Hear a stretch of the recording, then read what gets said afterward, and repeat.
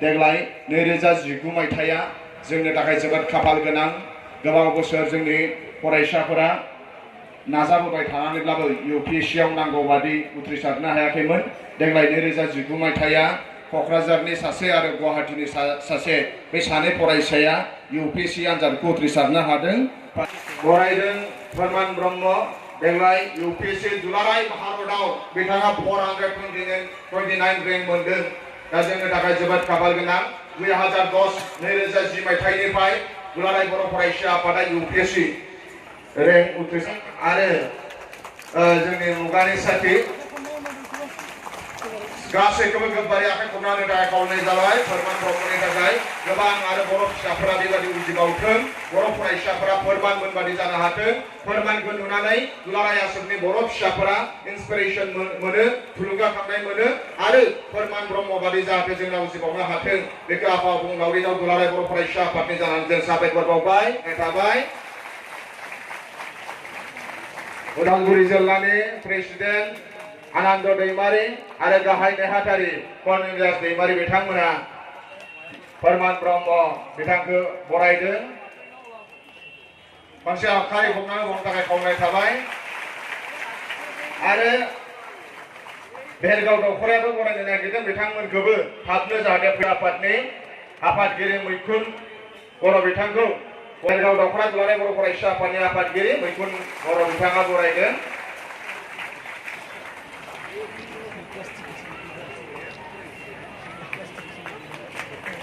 साबाय खाथियावनो जा जों मान बिलाइ बानायदों बेखौ जों गथायहैगोन दा जों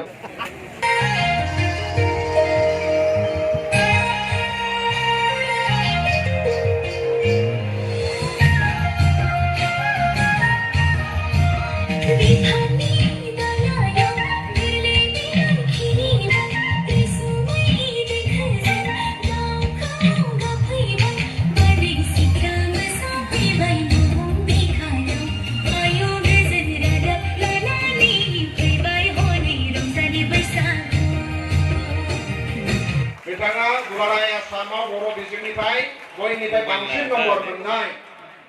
बिथाङा रिजु बरगयारी बिफा मुस्रिद दिनेश बरगयारी बिमा जयसना बरगयारी UN एकाडेमि क'क्राझारनिफ्राय आखाइ खबनानै थाखाय खावलायनाय थाबाय मान गोबावदों जोंनि दुलाराय बर' फरायसा आफादनि आफादगिरिया जोङो साइटेसनजों लोगोसे खनसेनि थाखाय जों 5,000 स्कलारशिप उपेन्द्रनाथ ब्रह्मनि गांसे जिउ जारिमिन बिजाब मुगानि साखि एबसु बरननाय बिजाब कमल कुमार देरासार मोनगिरिफोरनि जों एबसु बिजाब बानायनाय आरो एबसु इन दा निउज आरो कमल कुमार देरासार बान्थानि जे जोङो खाता बानायनाय बेजों जों बेखौ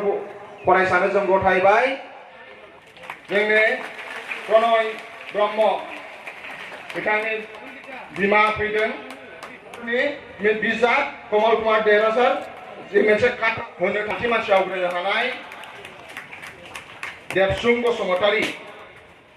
जों बिथांनोबो होदों साइटेसन 5,000 रां आरो उपेन्द्र देनोबा टाइटेल आमार गथा दियाकर ब्रैथि मानसि आवग्रिनो हानाय शुभम बर'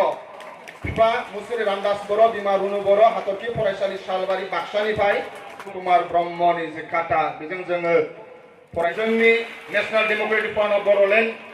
प्रोग्रेसिभनि गाहाय नेहाथारखौ बान्था होनो थाखाय आं खावलायनाय थाबाय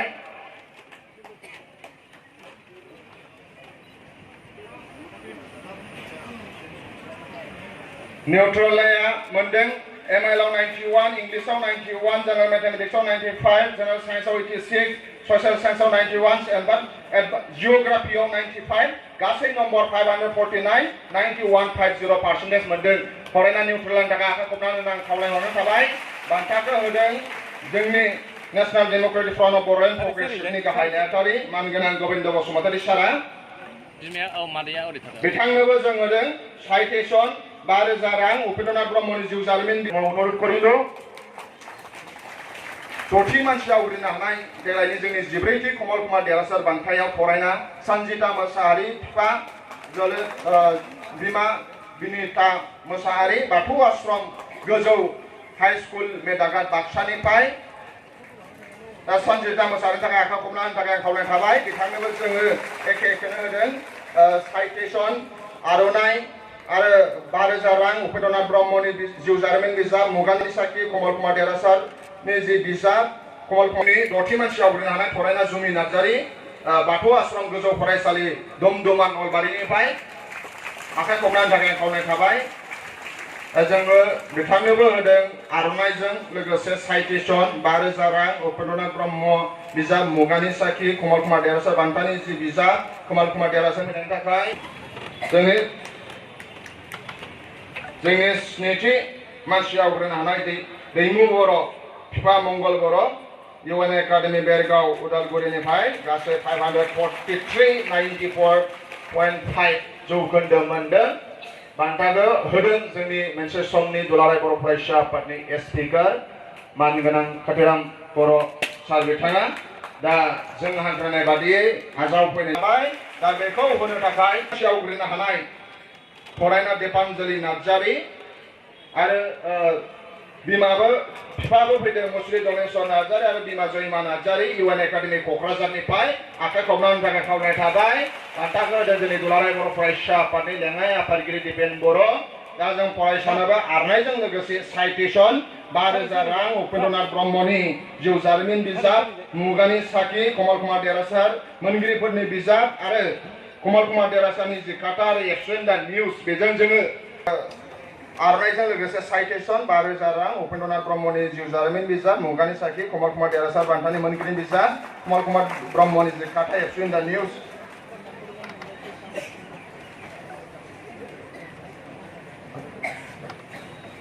साबायखर थाबाय जों हांख्रायनाय बादियै फैनायनि थाखाय आजावफैनायनि थाखाय फरायना हेना बसुमतारिनिसिम आरो बिफा अबिनाश बसुमतारि बिमा रिना बसुमतारिनिसिम आरो थाखाय साबायखर थाबाय जोङो आर'नाइजों लोगोसे साइटेसन आरो 5,000 रां उपेन्द्रनाथ ब्रह्मनि जि जिउ जारिमिन बिजाब मुगानि साखि कमल कुमार ब्रह्म देरहासार मोनगिरिनि बिजाब कमल कुमार ब्रह्मनि जि खाता एक्सप्लेन दा निउसजों जों बरायदों साबायखर थाबाय जों हांख्रायनाय बादि फैनायनि थाखाय Mathematics 97, General Science 98, Social Science 87, आरो हिन्दीयाव 81 गासै 534 89% मोनदों बेबो गुथि मानसियाव जोंहा 4 फरायसाया खनसेनो 9 पजिशन मोनदों दा बान्थाखौ होदों जोंनि 2019 मायथाइयाव UPSCआव उथ्रिसारनो हानाय मानगोनां फोरमान ब्रह्म बिथाङा आरो आजावदों गुथि मानसियाव आवग्रिनो हानाय कमल कुमार देरहासार बान्थायाव दिदोम मोसाहारि गासै पार्सेन्टेज मोनदों 534 गासै नम्बर पार्सेन्टेज 89 बिथां सायरि बसुमतारिनि थाखाय खनसे आखाइ खबनायनि थाखाय खावलायनाय थाबाय बान्थाखौ होदों उदालगुरि डिस्ट्रिक्ट बर' साहित्य सभानि गाहाय नेहाथारि मानगोनां सुबुंसा मोसाहारि सारा बान्थाखौ होनायनि थाखाय साबायखर थाबाय एखे जोङो कल्पना बर' बिथाङा UN एकाडेमि खाग्राबारिनिफ्राय गासै 88.83% मोनदों बान्थाखौ होनायनि थाखाय आनन्द बर'निसिम साबायखर थाबाय आरो जोंखौ जों हांख्रायनाय बादियै फैनायनि थाखाय फरायना फोरमायसि बर'निसिम साबायखर थाबाय आरो टप 10 आव आरो सासेबाव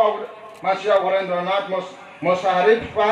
फागुन मोसाहारि बिथाङा UN एकाडेमि सिमेन्ट सापुरनिफ्राय ML आव 96 इंलिशआव 82 जेनेरेल मेथामेटिक्सआव 96 जेनेरेल साइन्सआव 83 ससियेल साइन्सआव 90 एडभान्स मेथामेटिक्सआव 86 गासै 533 88.83% मोन बर' मिडियामजों साक्सेस जायो बेवहाय आंहा गावनो बिराद मोजां कनफिडेन्स दङ बिश्वास दङ जोंनि मानसिफ्रा सानो बर' मिडियाम फरायब्ला इंराजि रोङा इन्जिनियार फरायनो हाया डक्टर फरायनो हाया IAS मोननो हाया बिदिनो गिदिर अफिसार जानो हाया बे नाथाय गासिबो दिनैहाय फैमाल আমি এইটো মানে ঠিক কৰিছো যে আমাৰ যিখিনি 12,000 15,000 মেট্ৰিক ক্যান্ডিডেট আছে আমি জুন মাহৰ পৰা 40 জন ক্যান্ডিডেটৰ এগেইনষ্টত এজন কাউন্সিলৰ আমি ভলেন্টাৰিলি আমি আমাৰ পৰা ডিপুট কৰিব বিচাৰিছো প্ৰত্যেক 40 জন ছাত্ৰ ছাত্ৰীয়ে যি বিদ্যালয়তে নকৰো কিয় এই বিদ্যালয়ৰ ছাত্ৰ ছাত্ৰীক চোৱা চিতাৰ কাৰণে এজন কাউন্সিলৰ আমি তাক ডিপুট কৰা হ'ব আৰু তেখেতসকলে এই ছাত্ৰ ছাত্ৰীয়ে কোনখন বিষয়ত দুৰ্বল কি সাবজেক্টত দুৰ্বল কিহৰ কাৰণে দুৰ্বল ছাত্র-ছাত্রীর কারণে নিজে দুর্বল না অভিভাবকের কারণে পারা নাই না বিদ্যালয়খনৰ পৰিৱেশ ঠিক নহয় না কি এই প্ৰব্লেমটো চোৱা চিতা কৰাৰ কাৰণে জুন মাহৰ পৰা আমি প্ৰত্যেকটো জিলাতে এজন 40 জন ষ্টুডেণ্টৰ এগেইনষ্টত এজন কাউন্সিলৰ আমি দিব বিচাৰিছো। এই কাউন্সিলৰজন কোনোবা শিক্ষক হ'ব পাৰে, এই কাউন্সিলৰজন কোনোবা ছাত্ৰ হ'ব পাৰে, এই কাউন্সিলৰজন কোনোবা স্কলাৰ হ'ব পাৰে, কোনোবা বিষয়া হ'ব পাৰে, কোনোবা সাংবাদিক হ'ব পাৰে। এনি মেম্বাৰ যিয়ে ইণ্টাৰেষ্টেড আৰু যিয়ে নেকি শিক্ষাক লৈ পেলাই চিন্তিত বা কাম কৰি আছে তেনেকুৱা ব্যক্তিবিলাকক আমি নিৰ্বাচিত কৰি আমাৰ অনাগত দিনত কেনেকৈ শিক্ষাটো আগবাঢ়ি লৈ যাব পাৰোঁ ইয়াৰ কাৰণে কাম কৰিম। गासैबो जांख्रिखांनायनि आन्दोआव बर'नि बिफा बड'फा उपेन्द्रनाथ ब्रह्म बिथांनि बिहोमाया जेब्लायबो बयनिबो हारिनि गोजौआव आरो बिथांनि थिननाय बिथांनि बाथ्रा बुंनाय आदर्शजोंनो दिनै दुलाराय बर' फरायसा आफाद बर' हारिया दिनै गासैबो बिथिङाव जोङो हाबा मावगासिनो दङ।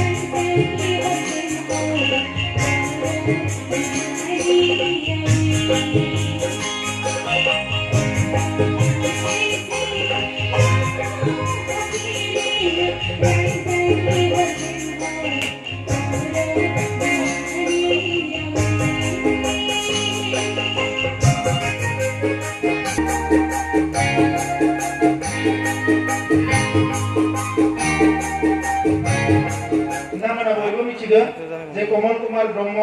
बिथाङा सासे सिगां सारिनि लिरगिरिमोन, बिथाङा थुनलाइगिरिमोन, फारफ्रोमबो बिथिंनिफ्राय सासे गोरों सुबुंमोन बिथाङा। बिथांमोननि नाजानायावनो दिनै बर' थुनलाइया बेसेबाबा गोजौआव जौगानो हादों। दा बिथांखौ जोङो हारिया मालाबाबो बावनो मोननाय नङा, जोङो आफादफ्रा बावनो मोननाय नङा। बिदिल' नङा, बर' हारिनि साफ्रोमबो सुबुङा जोङो बिथांखौ बावनो मोननाय नङा। आरो बिनि थाखायनो दुलाराय बर' फरायसा आफादा बिथांनि मुङावनो जोंनि जायफोर मेट्रिक आनजादाव 10 मासियाव आवग्रिनो हायो, 10 मासियाव आवग्रिनो हायो, बिथांमोननो बे बान्थाखौ होनायनि थांखिखौ लाबोदों। आरो इयुनाव जाहाथे जोंनि फरायसा फरायसुलि बयबो गोदान जोलैया कमल कुमार ब्रह्म बिथांखौ अरायसम गोसोआव लाखियो। दिनै बिथांनि सोरगोआरि जिउ सोलेरनि खाथियाव आङो आरज गाबदों, बिथाङा अरायसम सोरगोआव गोजोनै थांनानै थानो हाथों आरो लोगोसे बर' फिसाफोरखौ अरायसम बोर सारस्रिनो हरनो हाथों। बिथांनि न'खरनिसिमबो आङो गोसो गोरबोनि सिबिनायखौ बे समाव आङो बावहरदों।